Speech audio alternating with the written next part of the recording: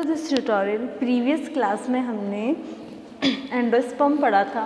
तो एंडोस्पर्म की presence and absence के बेस पे हमने सीड्स को दो भागों में डिवाइड किया था। कौन कौन से? नॉन एंडोस्पर्मिक सीड्स और endospermic seeds. Non endospermic seeds का एग्जाम्पल कौन से थे? सेम, मटर, चना आदि। और जो एंडोस्पर्मिक सीड्स थे उसके एग्जाम्पल थे चावल, मक्का आदि। अब एंडोस्पर्म, एंजियोस्पर्म में एंडोस्पर्म 3 प्रकार का था। कौन कौन सा? Nuclear, chalazal and helobial. तो कौन कौन से 3 टाइप का था? न्यूक्लियर,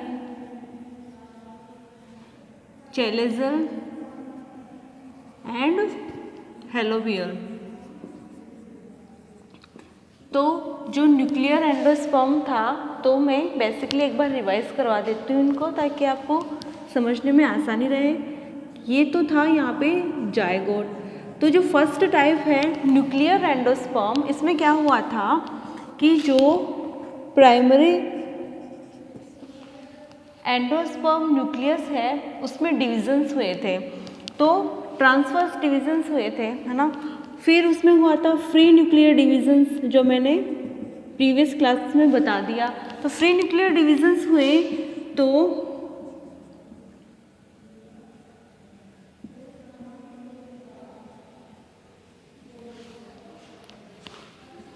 कंप्लीट एम्ब्रियो से एक फ्री न्यूक्लियर डिवीजन से डॉटर सेल से भरा हुआ था। या मैं यूँ बोलूँ कि ये जो फ्री न्यूक्लियर डिवीजन्स हुए, इससे जो डॉटर न्यूक्लियस थे वो एम्ब्रियो से एक में बिखरी अवस्था में थे।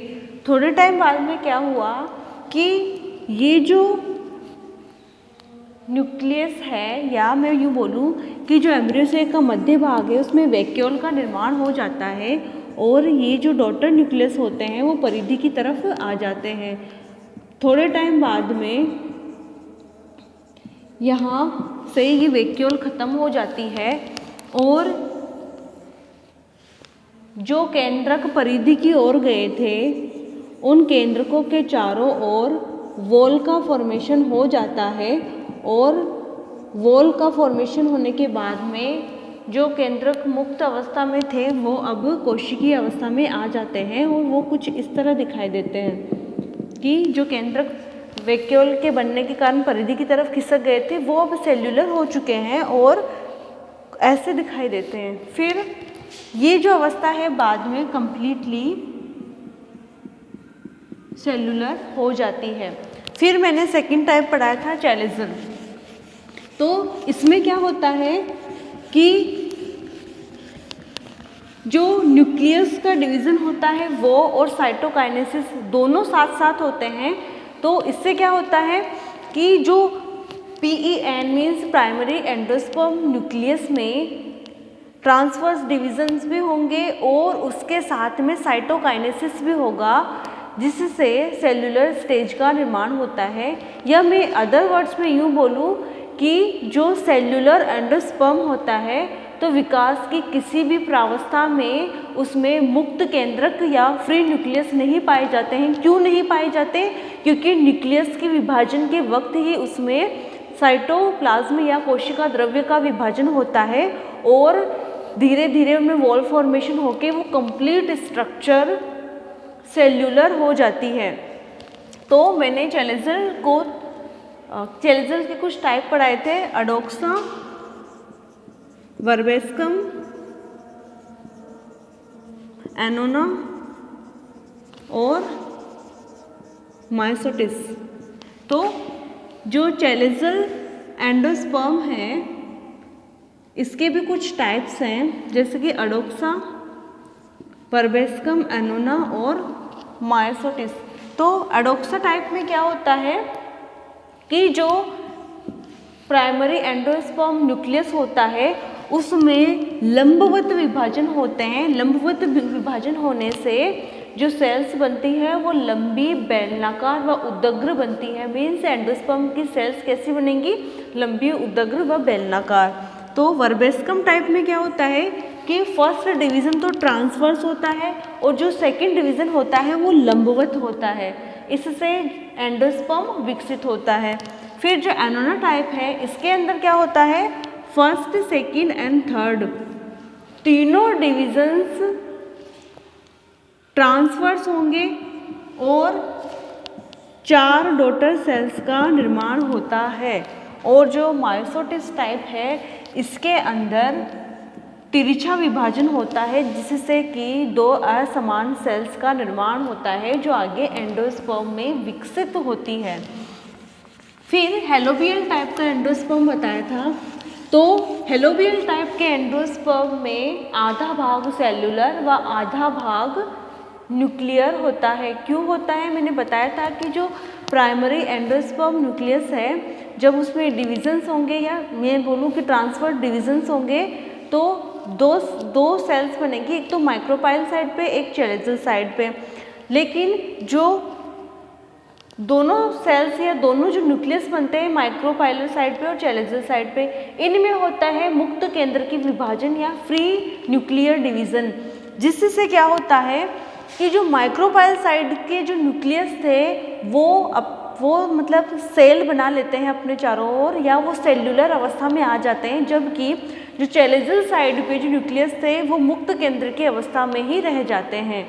धीरे धीरे उन जो चेलेजल चैम्बर के न्यूक्लियस थे उनके मध्य में वैक्यूल का फॉर्मेशन हो जाता है और वैक्यूल फॉर्मेशन से, या मैं यूँ कहूँ कि जो चेलेजल साइड के डॉटर न्यूक्लियस थे जो बिखरी अवस्था में थे उनमें विघटन हो जाते हैं या उनकी जो संख्या होती है वो कम हो जाती है या वो विघटित हो जाते हैं।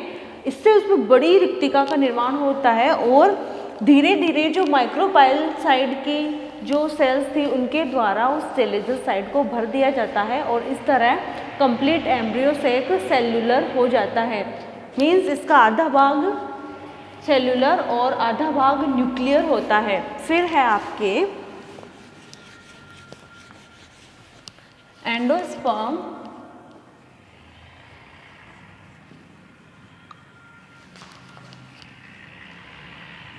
हॉस्टोरिया या भ्रूणपोष चूषकांग। तो ये क्या होते हैं, पहले ये समझो कि एम्ब्रियो सेक में जनरली एंडोस्पर्म हॉस्टीरिया जनरली उस जो न्यूट्रिशन होता है किसका, न्यूसिलस का। तो एंडोस्पर्म भ्रूण के लिए न्यूसिलस के सेल्स से पोषण का अवशोषण करने का कार्य करते हैं।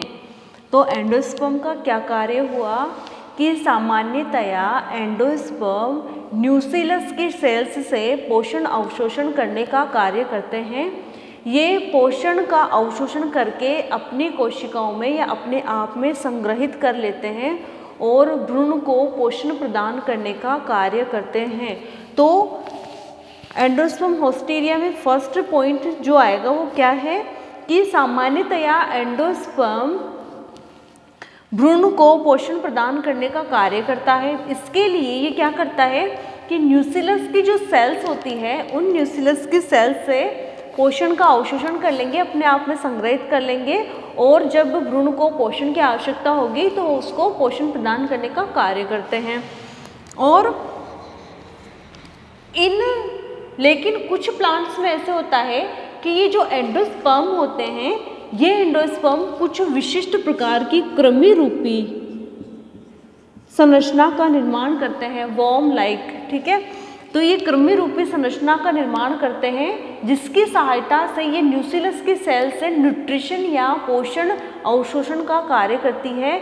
और ये जो कृमि रूपी अतिवृद्धियाँ या आउटग्रोथ्स है ये एंडोस्पर्म से निकल के न्यूसिलस के सेल्स में जाके पोषण अवशोषण का कार्य करती है। तो जनरली एंडोस्पर्म का कार्य क्या होता है, न्यूसिलस के सेल से पोषण का अवशोषण करना और उसको भ्रूण को प्रदान करना। लेकिन कुछ प्लांट्स में ऐसे होता है कि कुछ कृमि रूपी अतिवृद्धियाँ निकलती है, किससे? एंडोस्पर्म से।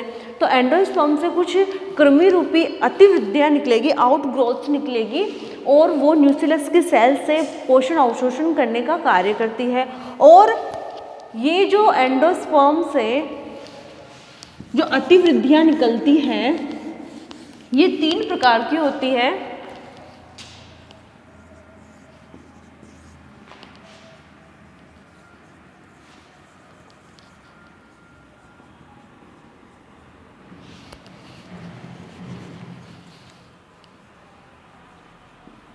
चैलेजल,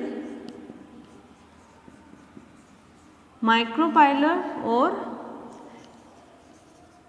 चैलेजल, माइक्रोपाइलर, हॉस्टीरिया या होस्टोरिया।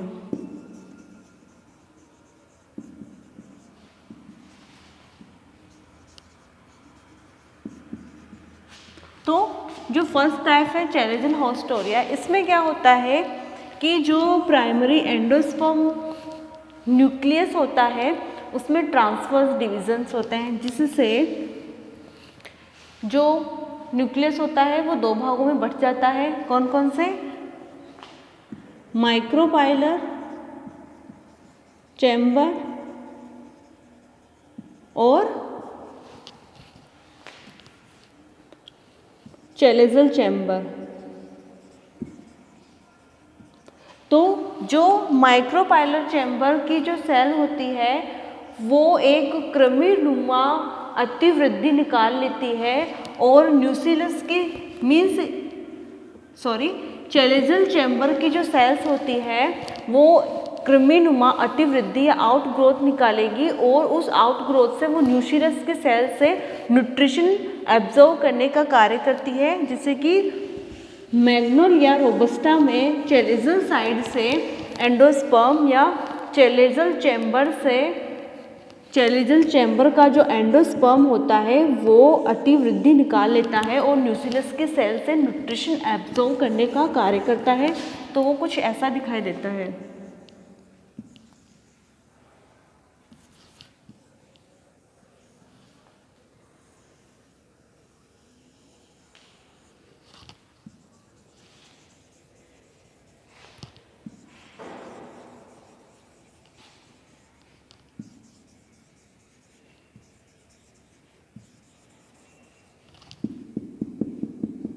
तो ये जो एंडोस्पर्म का भाग है वो है सेल्यूलर।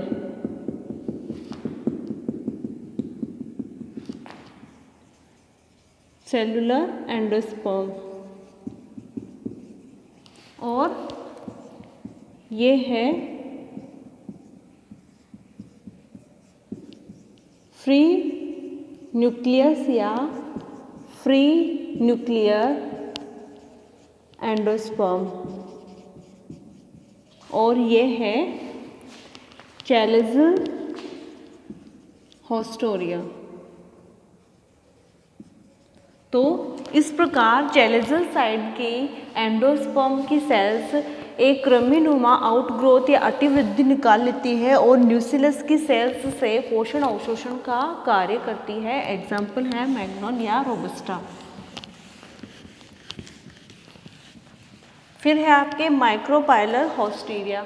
इसमें भी प्राइमरी न्यूक्लियस या प्राइमरी एंडोस्पर्म न्यूक्लियस में ट्रांसवर्स डिवीज़न होता है या नॉर्मल डिवीज़न होता है।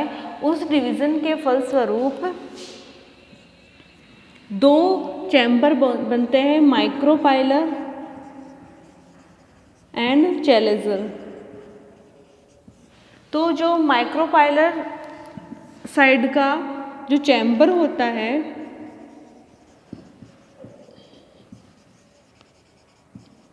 तो ये है प्राइमरी एंडोस्पर्म न्यूक्लियस। इस प्राइमरी एंडोस्पर्म न्यूक्लियस में होंगे डिवीजन्स। डिवीजन से कौन से 2 चैम्बर बनेंगे? माइक्रोपाइलर चैम्बर और चैलेजल चैम्बर। मीन्स ये माइक्रोपाइल साइड की तरफ होगा या चैलेजल साइड की तरफ होगा। फिर क्या होता है कि जो माइक्रोपाइल साइड की जो चैम्बर होता है इसमें डिवीजन से 3 सेल्स बनती है और इन 3 सेल्स में से जो माइक्रोपाइलर साइड की जो सेल होती है, मीन्स सबसे ऊपर वाली जो सेल होती है, उससे होस्टीरिया का निर्माण होता है या चूषकांग का निर्माण होता है। तो ये स्ट्रक्चर कुछ ऐसी होगी।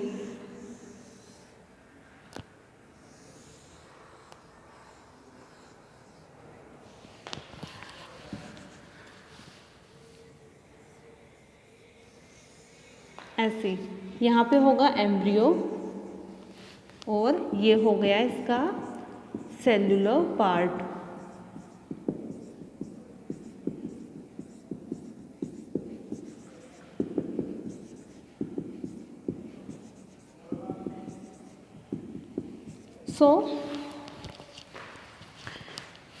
माइक्रोपाइलर होस्टोरिया या माइक्रोपाइलर चूषकांग का निर्माण कैसे होगा कि प्राइमरी एंडोस्पर्म न्यूक्लियस है, उसमें डिविजन्स होंगे और डिविजन्स के फलस्वरूप ये माइक्रोपाइलर चैम्बर और चैलेटल चैम्बर में डिवाइड हो जाएगी। जो माइक्रोपाइलर चैम्बर है उसमें डिवीजन से 3 सेल्स बनती है या ये डिवीजन द्वारा 3 सेल्स का निर्माण करता है, जिनमें से जो सबसे ऊपर वाली जो सेल होती है वो माइक्रोपाइलर होस्टोरिया का निर्माण करता है। और ये जो होस्टोरिया होता है वो कवक सूत्र या फिलामेंट के समान होता है और ये कवक सूत्रनुमा या फिलामेंटस स्ट्रक्चर जिसे हम माइक्रोपाइलर होस्टोरिया बोलते हैं, ये न्यूक्लियस की सेल से पोषण का अवशोषण करने का कार्य करती है। इसका एग्जाम्पल है हाइड्रोसेरा ट्राइफ्लोरा।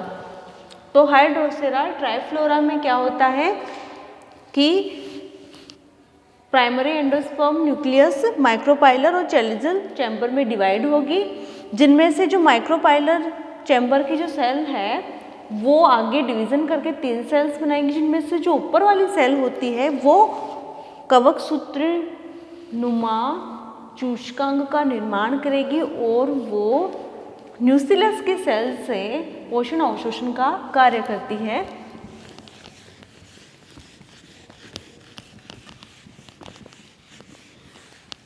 फिर है आपके चैलेटल माइक्रोपाइलर होस्टोरिया। अब जैसे कि नाम से ही पता चल रहा है कि चैलेटल होस्टोरिया में चैलेटल साइड की सेल्स से होस्टोरिया बनता है, माइक्रोपाइलर होस्टोरिया में माइक्रोपाइलर साइड की सेल्स द्वारा होस्टोरिया का निर्माण होता है और चैलेटल माइक्रोपाइलर होस्टोरिया में दोनों तरफ से इनका निर्माण होगा। अकेंथेसी कुल के जो प्लांट्स हैं उनमें क्या होता है कि जो प्राइमरी एंडोस्पर्म न्यूक्लियस होता है इसमें डिविजन्स होते हैं और डिवीजन के फलस्वरूप या डिवीजन के बाद में वही माइक्रोपाइलर साइड या माइक्रोपाइलर चैम्बर एवं चैलेटल चैम्बर का निर्माण होता है। तो प्राइमरी एंडोस्पर्म न्यूक्लियस में माइक्रोपाइलर चैम्बर और चैलेटल चैम्बर का निर्माण होता है। फिर क्या होता है कि ये हो गया इसका माइक्रोपाइल चैम्बर और ये हो गया चैलेटल चैम्बर। अब क्या होता है कि जो माइक्रोपाइल वाली साइड है वहाँ से ये जो सेल है वो डिवीज़न करेगी और इस तरह यह ऐसे डिवाइड हो जाएगी। मीन्स जो माइक्रोपाइल चैम्बर की जो सेल है वो डिवीज़न करेगी और 2 सेल्स में डिवाइड हो जाएगी। अब इन सेल्स में से इन सेल का नाम होगा टर्मिनल सेल, ये हो गई सेंट्रल सेल और ये हो गई चैलेटल सेल। अब जो टर्मिनल सेल है ये आगे जाके होस्टोरिया का निर्माण करती है। कैसे?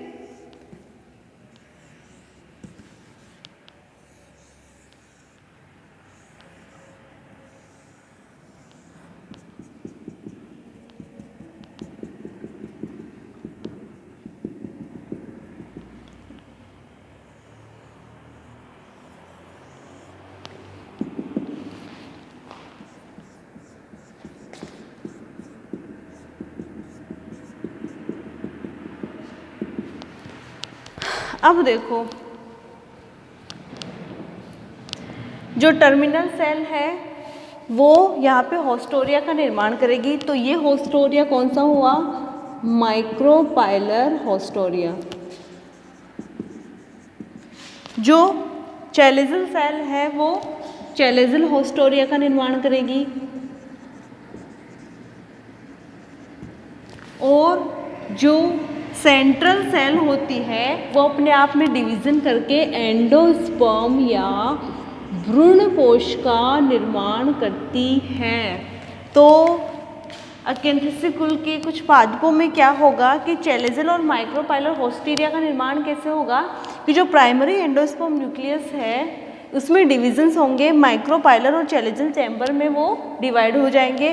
फिर जो माइक्रोपाइल साइड की जो सेल है उसमें डिवीजन से 2 सेल का निर्माण होता है, टर्मिनल सेल, सेंट्रल सेल और चैलेजल सेल। तो टर्मिनल जो सेल है वो माइक्रोपाइलर होस्टोरिया का निर्माण करती है, चैलेजल सेल है वो चैलेजल होस्टोरिया या चैलेजल चूषकांग का निर्माण करेगी, और जो मध्य की सेंट्रल सेल होती है वो पोषण युक्त एंडोस्पर्म का निर्माण करेगी। और ये जो दोनों होस्टोरिया है, माइक्रोपाइलर और चैलेजल, ये दोनों होस्टोरिया न्यूक्लियस की सेल से न्यूट्रिशन एब्जॉर्ब करने का कार्य करती है। और इसके साथ ही चैप्टर खत्म होता है। नेक्स्ट क्लास में हम नेक्स्ट शुरू करेंगे। Thank you.